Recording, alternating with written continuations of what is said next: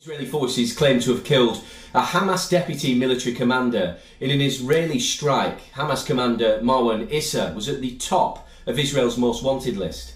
Israel claims Issa was the head of Hamas's military wing. Mohammed Deif and Yawan Sinwar planned the October 7th attack on southern Israel. The Israeli army also released a video claiming multiple strikes on Hezbollah infrastructure in Lebanon. The targets included a military compound and weapons storage facility in Hanin and terrorist infrastructure in Beit Yahun. Meanwhile, Hamas leader Ismail Haniyeh met with Iran's supreme leader Ayatollah Ali Khamenei, and Ayatollah Khamenei reportedly expressed Iran's support for the Palestinian people in Gaza. This is his second visit to Iran since the outbreak of the war. The visit comes after the United Nations Security Council adopted a resolution demanding an immediate ceasefire. The Iranian Foreign Ministry says that the resolution is a positive step. Israel says the resolution by UNSC has hindered the hostage talks as Tel Aviv criticised Washington's decision not to deploy its veto over the measure. However, the US says its ally Israel's statement is inaccurate and unfair.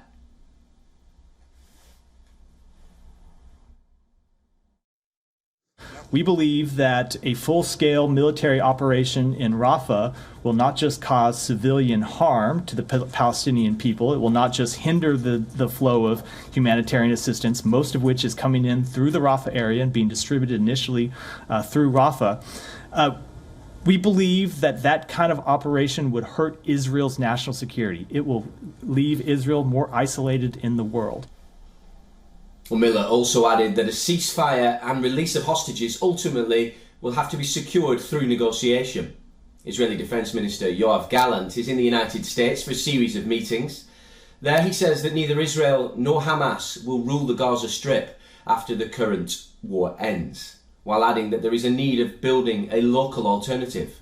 While meeting his counterpart, US Defense Secretary Lloyd Austin said civilian casualties in Gaza are too high as the leaders discussed alternatives of an expected operation in Rafah.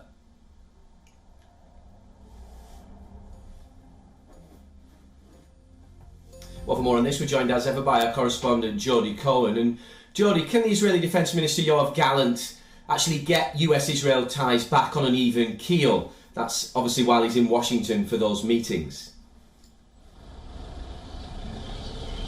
Hi, Oliver. So there's a difference in policy between Israel and the Biden administration when it comes to Rafah.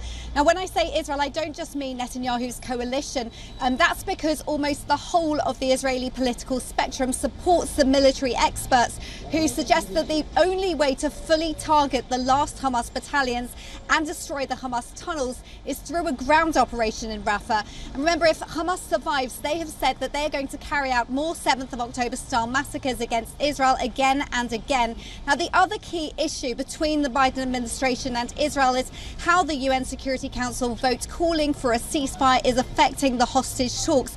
As you said, the Biden administration believes that it hasn't had an impact on the hostage talks.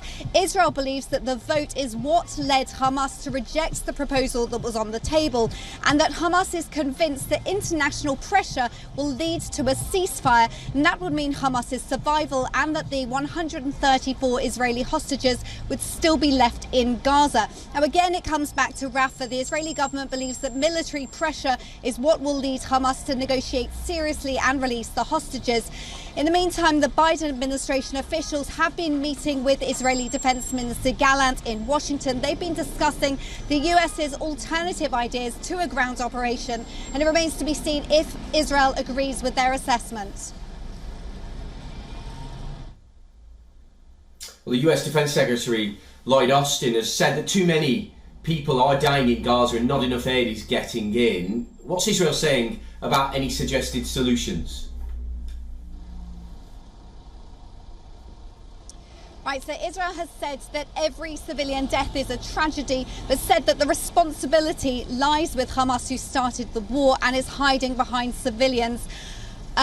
While Defence Secretary Lloyd Austin has said that too many people are dying, US war expert John Spencer has said that the civilian to combatant casualty ratio in this war is actually the best in military history, and has indicated that the Biden administration is not talking about that for domestic or electoral purposes.